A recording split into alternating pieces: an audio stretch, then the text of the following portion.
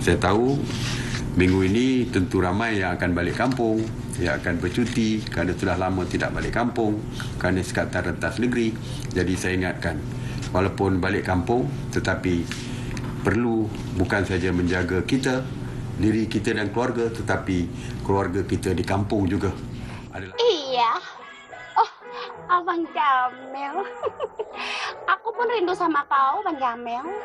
Jangankan aku. Dengar, ayam pun rindu sama kau, Bang Jamil.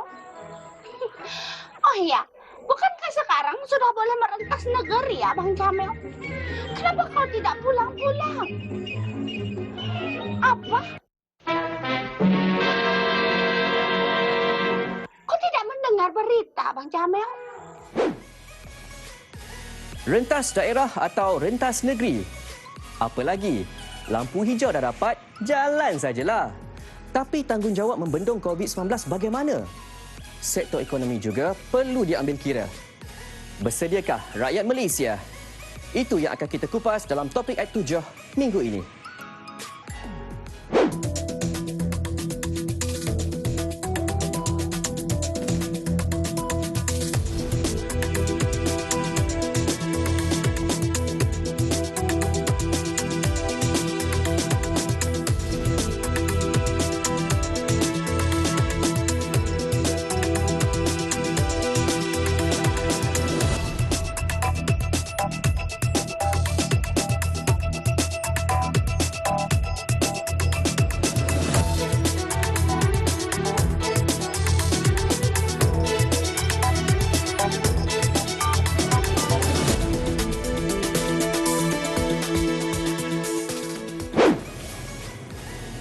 Assalamualaikum dan salam Sabtu. Kembali bertemu kita untuk topik 7 minggu ini. Apa khabar anda semua? Diharapkan hujung minggu anda berada dalam keadaan baik setakat ini. Dan bermula 7 Disember lalu, Majlis Keselamatan Negara MKN telah membenarkan rentas daerah dan negeri kecuali bagi kawasan yang dikenakan Perintah Kawalan Pergerakan Diperketatkan PKPD. Ini sebenarnya ruang untuk sektor ekonomi kembali rancak kesan daripada peningkatan kes COVID-19. Namun ada yang bimbang, lampu hijau dah dapat tapi kes baru COVID-19 terus mencanak. Untuk sama-sama berbincang bersama saya di studio kali ini iaitu Dr. Muhammad Saleh Yahya, Timbalan Pengarah Klinikal Perubatan Pusat Perubatan Universiti Malaya PPUM. Selamat datang Dr. Saleh. Ya, terima kasih. Apa khabar doktor ini? Alhamdulillah. Alhamdulillah sihat. Okey doktor, untuk malam ini kita nak juga dengarkan pandangan daripada doktor tentang kelonggaran SOP pada waktu ini dilihat secara tak langsung menjadikan rakyat ni berada di barisan hadapan doktor. Dan mampukah tugas itu digalas doktor? Sebab kalau kita lihat sebenarnya kalau pada waktu ini kita belum lagi bersedia. Tapi disebabkan pintu sebadan telah pun dibuka, jadi adakah tugas itu boleh kita galas doktor? Okey, terima kasih Tuan Pengacara Majlis. Okey. Sama. Sebenarnya topik membuka sempadan ni memang ramai yang menunggu. Semua orang nak keluar, nak merentas sempadan sekarang ni. Adakah kita bersedia? Itulah dia. Okay. Now, saya akan bercakap dari segi perspektif saya sebab kepakaran saya adalah bidang kecemasan. Okey. So, saya dah bertugas kecemasan ni lebih kurang 25 tahun lebih. Bermacam-macam wabak yang telah saya temui, start daripada kita kenali JE dulu, kemudian kita ada Nipah virus, kemudian kita ada MERS-CoV, kita ada SARS, kita ada H1 dan berbagai-bagai lagi. Dan setiap kali kita buat persediaan dan kita merasa kita telah cukup bersedia. Tetapi setiap kali berlaku wabak, kita dapati kita belum bersedia. Sehingga kali ini wabak COVID-19 yang terbaru ni, kesan dia memang boleh dikatakan lebih hebat daripada sebelumnya. Kita telah ada persediaan dan kita dapati kita masih belum cukup bersedia. Okey, berbalik kepada soalan sama ada kita bersedia ke tidak, kita lihat kronologi dia. Okey. Februari bermula, Mac kita ada PKPD. Okey, kita berjaya landaikan dia punya curve lengkuk tu. Lengkuk dilandakan. Kita rasa kita telah bersedia. Kita longgarkan sedikit. Dia naik balik. Okey. Gelombang kedua. Kita ketatkan balik semula. Lepas tu kita rasa kita dah bersedia. Kita buka balik semula. Sekarang kita di gelombang ketiga. Gelombang ketiga ni kita tengok banyak tempat yang telah kita ada PKPB. Tetapi di dalam kawasan itu sendiri masih berlaku kluster-kluster yang kecil. Ya. Yang menunjukkan bahawa telah berlaku penularan tempatan. Kenapa masih berlaku kecil? Jawapannya adalah kerana orang tidak begitu mengamalkan SOP. Ataupun dia mengamalkan SOP tetapi tidak dengan cara yang betul. Okey. Saya nak berkata bersedia. Tapi senario yang berada pada pandangan saya sebagai seorang pakar kecemasan, saya rasa kita belum cukup bersedia, tetapi sepadan telah dibuka sekarang. Ya. Sedia ataupun tidak, you have to. Okay? Itulah nasihat saya. Okey, dan itulah macam bersedia ataupun tak, apa-apa hal pun kita kena jaga SOP juga. Tapi masalahnya ada setengah pihak yang memandang perkara ini disebabkan walaupun kes kemarin 2,000 lebih, tapi ada yang menganggap ianya tertumpu pada satu-satu lokaliti. Jadi adakah sebenarnya disebabkan ini berlakunya pelbagai kelonggaran SOP di kalangan rakyat ni? Untuk pengetahuan kita semua, kita kena yakin dengan Kementerian Kesihatan Malaysia. Saya pasti sebagai frontliner sendiri bahawa KKM telah menjalankan kajian dan mempunyai data-data yang mencukupi yang bahawa kluster yang tinggi ini ada alasan mereka yang tertentu. Saya bukan berada di pihak yang boleh menjawab, tetapi saya faham sekarang ni kita menggunakan RTK antigen test yang mendapat jawapan dengan cepat, ya. Dan RTK ini ada mempunyai kesan yang kita dapat false positif, 30%.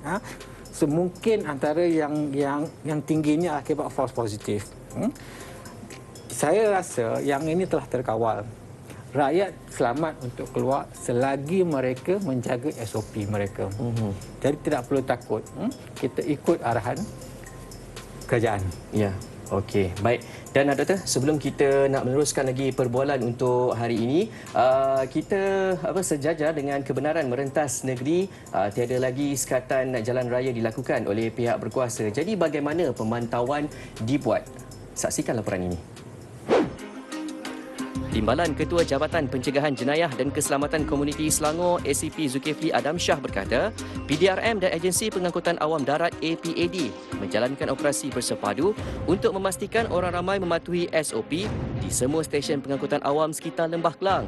Ini termasuk pemeriksaan secara rawak di stesen KTM, LRT dan MRT. Antara yang diperiksa, pemakaian pelitup muka serta penjarakan fizikal. Bagi pengendali stesen pula, penyediaan peralatan untuk merekod butiran pelanggan serta penggunaan alat pengesan suhu badan menjadi fokus utama. Walaupun rentas sempadan daerah dan negeri dibenarkan, orang ramai masih lagi terikat dengan pematuhan SOP sepanjang tempoh PKPB ini, terutama di negeri Selangor. Pihak PDRM akan mengambil tindakan tegas ke atas orang ramai yang gagal mematuhi SOP. Selain nasihat, pihak PDRM juga akan mengeluarkan saman ke atas mereka yang gagal mematuhi SOP sepanjang tempoh PKPB dilaksanakan. Okey Doktor, sekarang ni ramai yang dah mula beli tiket flight, kemas pakaian, lepas tu rangka perjalanan ke mana-mana tempat bercuti lah. Dan cuma Doktor nak tahu juga Doktor, dari segi kriteria destinasi ataupun lokasi yang patuh dengan SOP tu, mungkin Doktor boleh beri sedikit nasihat. Saya suka soalan ni lah. Sebab sekarang ni memang dah ramai dah book tiket flight lah, hotel dan sebagainya. Saya tak boleh nak nasihatkan mereka lokasi mana yang selamat. Cuma prinsipalnya elakkan tempat yang sesak. Sekiranya kita berada di hotel yang kita jangka tak sesak, tiba-tiba ramai orang berada di situ, patuhi SOP. Kalau lift tu kata 4 orang ajalah. Janganlah kita masuk 5-6 orang. Dan kalau ada kawasan ramai di pantai itu, jauhkanlah daripada kawasan itu. Anggaplah diri kita ini pembawa virus. Apabila kita nak balik kampung, berjumpa dengan saudara mara kita, kawan-kawan kita, anggaplah diri kita pembawa virus, pastikan SOP. Okay, jangan kita rapat-rapat sangat, tidak pakai mask, bersembang macam kita rasa kita ni kebal, tetapi kita akan menjagati. Ingat, 20% virus COVID ni orangnya tidak bergejala. Pakai mask dengan betul, jangan pakai hidung terkeluar, mulut dia tutup, itu tak betul. Kena pakai tutup hidung sekali. Virus ni dia tak akan masuk ke dalam badan kita, kecuali hidung, mulut dan mungkin sesekali mata. Dia tak boleh masuk pada telinga, kulit dan sebagainya. So, amalkan SOP yang telah diberikan oleh Kementerian Kesihatan Malaysia.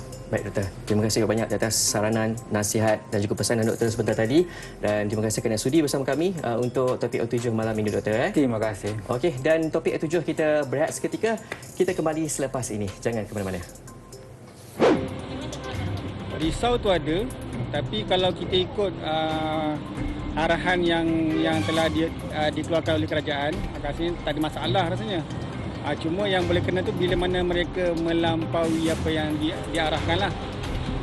Sangat gembira lah sebab sekarang ni dah boleh balik kampung dan dah rasa lega sikit lah. Jadi sekarang ni kita orang tengah ambil kesempatan lah atas kebebasan yang baru kita dapat ni. Risau lah sebab makin lama makin tinggi. Tengok pun SOP pun makin lama makin longgar juga. Orang pun banyak dah tak ikut sangat dah. Rasa wajar ke rentas negeri ini dibenarkan? Bagi saya secara peribadi lah, saya rasa belum lagi. Masih perlukan lagi sekatan daripada kerajaan. Sebabnya kes makin meningkat, kita nak selesaikan masalah tu, kita kena buat satu tindakan drastik.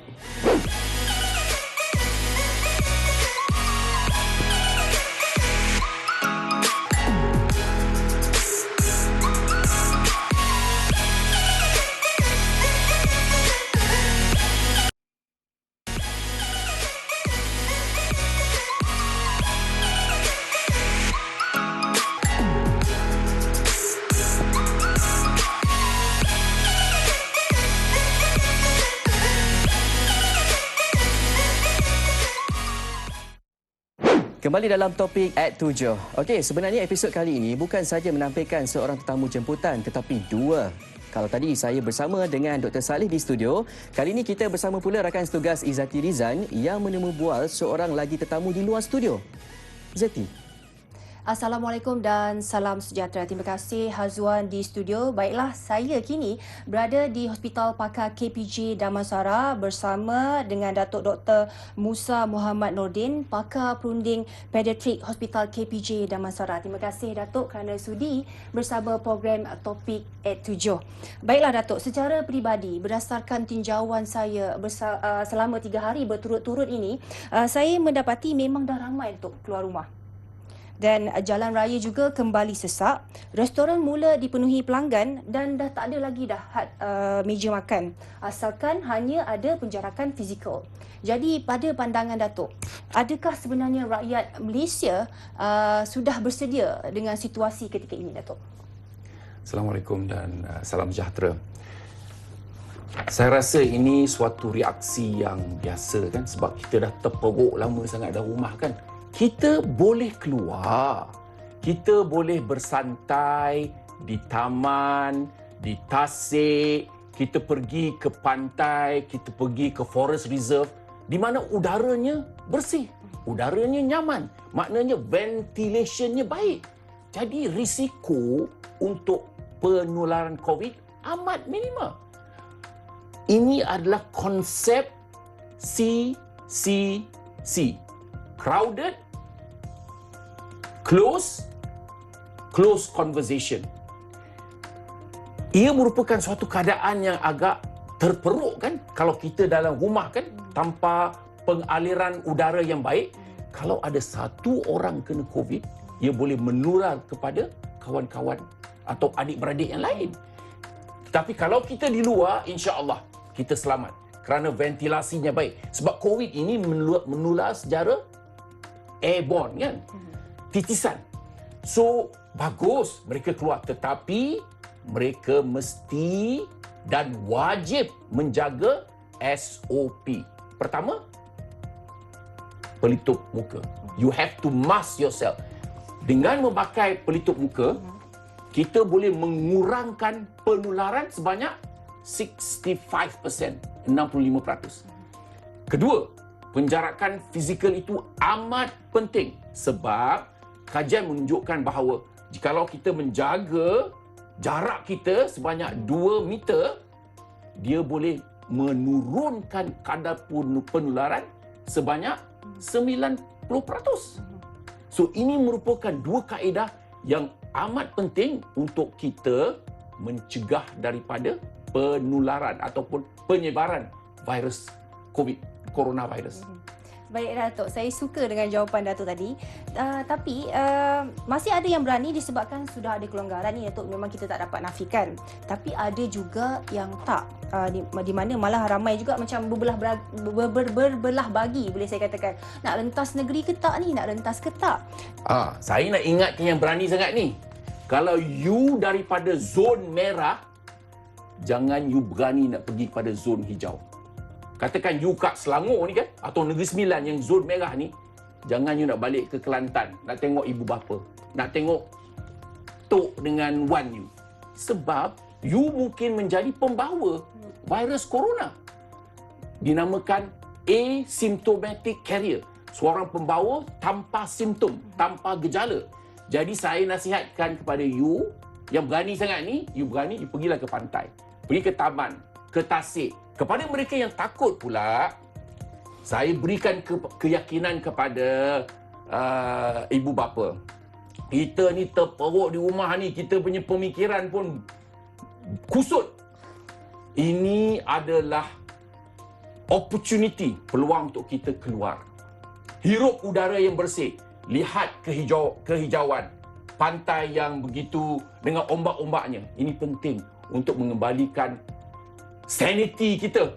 Tambah pula dengan anak-anak kita. Anak-anak kita mana boleh terkurung dalam rumah. You kena bawa keluar.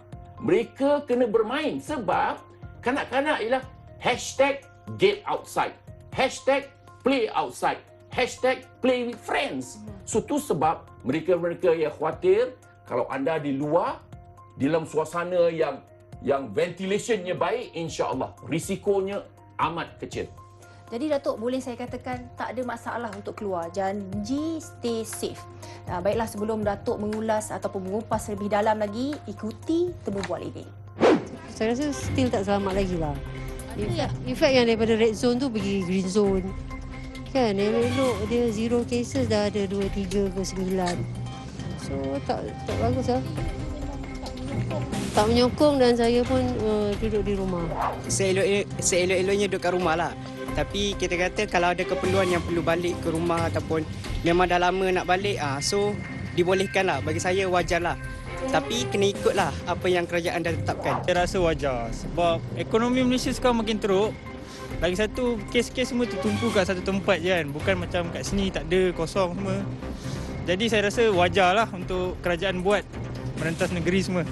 Tak boleh. Sebab orang, how to say, careless. Ya, kerana orang ni belum COVID, belum habis.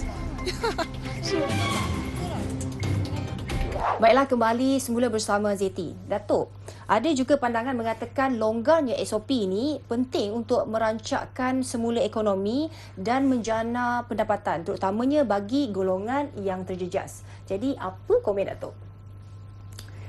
Coronavirus ni dia bijak tau.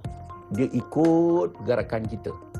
Itu sebab kerajaan mengadakan Perintah Kawalan Pergerakan. Jadi kita cuba hentikan pergerakan coronavirus itu kepada tempat-tempat yang lain. Tapi saya sendiri berpendapat bahawa kita tak boleh dan tak harus mengguna CMCO, Conditional MCO. Maknanya satu negara, satu negeri diperangkap di dalam suatu PKP kan. Dan ini boleh memudaratkan perkembangan ekonomi individu, keluarga, masyarakat dan negara kan.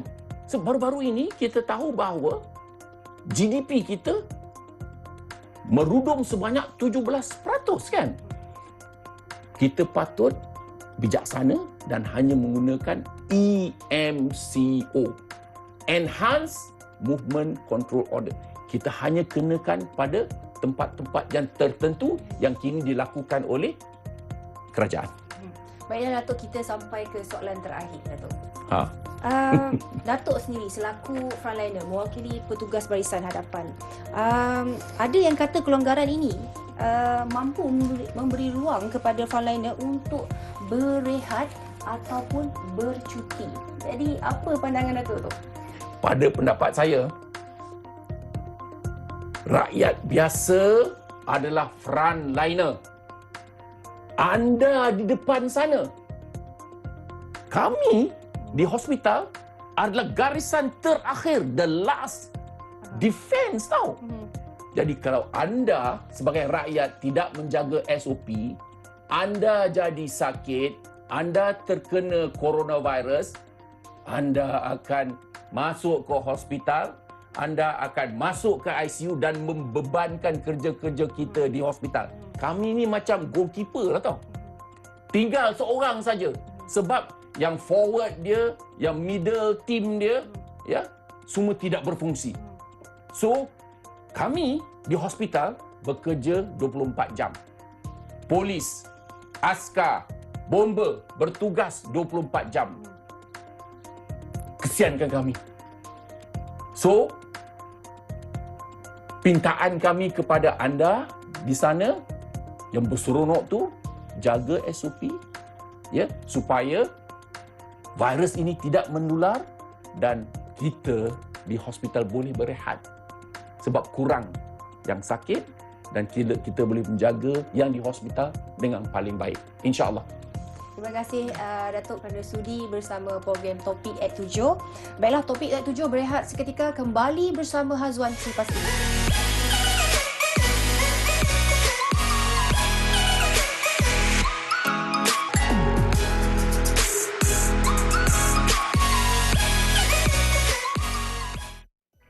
Kembali bersama saya, Khairi Hazwan di Topik at 7. Antara sektor yang paling terkesan dengan ekoran penularan COVID-19 ialah industri perhotelan dan pelancongan. Bagaimana kelonggaran baharu yang diumumkan kerajaan ini dapat membantu memulihkan industri berkenaan? Ikuti reaksi Persatuan Hotel Malaysia, MAH. MAH melalui Ketua Pegawai Eksekutifnya Yap Lip Sing menjangkakan dengan kelonggaran yang diberikan, sekurang-kurangnya memberi ruang kepada industri perhotelan di seluruh negara kembali positif meskipun kadar penginapan dijangkakan sekadar 25% untuk keseluruhan tahun 2020 dengan penurunan harga bilik antara 30 hingga 70% secara purata. Industri menjangkakan peningkatan aktiviti pelancongan tetapi kemungkinan besar tidak pesat seperti permulaan PKPP pada bulan Jun lalu. Industri juga menggalakkan orang ramai yang sebelum ini telah membatalkan tempahan kerana larangan pergerakan untuk membuat perancangan semula dengan hotel. Langkah ini dijangka memberi ruang bernafas untuk industri pelancongan yang terjejas teruk dengan penurunan COVID-19 gelombang ketiga sejak akhir bulan September. Walau bagaimanapun, seperti yang dilaporkan sebelum ini, pasaran domestik hanya menyumbang sehingga 55% industri, manakala selebihnya bergantung pada ketibaan antarabangsa. Bagi memastikan kebersihan dan pencegahan COVID-19 dilaksanakan sepenuhnya, semua SOP bagi penginapan di hotel dimantapkan lagi mengikut garis panduan yang ketat. Hotel-hotel telah membuat persediaan tambahan sejak permulaan pandemik ini dengan SOP yang lebih ketat berbanding pematuhan asas berdasarkan keperluan Kementerian Kesihatan. Ini termasuklah had kapasiti yang ditentukan untuk setiap aktiviti dan kawasan di dalam hotel dan pada masa yang sama membolehkan penginap hotel menikmati kemudahan hotel dengan selesa. MA juga telah memperkenalkan program penterafan Clean and Safe Malaysia untuk industri hotel Malaysia yang merangkumi SOP ketat antarabangsa, satu-satunya persigilan yang disokong oleh Kementerian Pelancongan. Untuk rekod, dengan penularan COVID-19 sejak awal tahun ini, MAH menganggarkan kira-kira 90 hotel telah ditutup di seluruh negara, sama ada sepenuhnya atau sementara. Kaji selidik yang dijalankan persatuan itu turut menganggarkan lebih 12,000 pekerja sektor perhotelan hilang punca pendapatan dan sejumlah yang lain diberi pemotongan gaji secara terus atau cuti tanpa gaji. Dan sebelum berpisah, saksikan antara topik lain yang menjadi tumpuan minggu ini.